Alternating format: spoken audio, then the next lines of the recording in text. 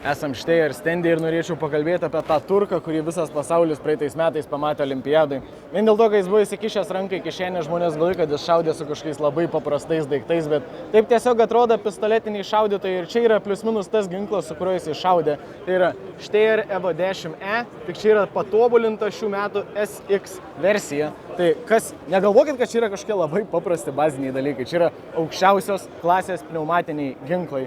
Ir kas yra nauja šitoj XX versijoje, tai kad viduj yra įdėta elektronikos ir čia va štai ir atstovs mano kolegai Andriai pasakoja, kaip yra į rankeną įdėtas elektrinis modulis, kuris matuoja įvairiausius dalykus, kaip pavyzdžiui, kaip smarkiai jūs spaudžiat nuleistuką ir kiek smarkiai jūs kreipiat ginklą žemyn ir aukštyn.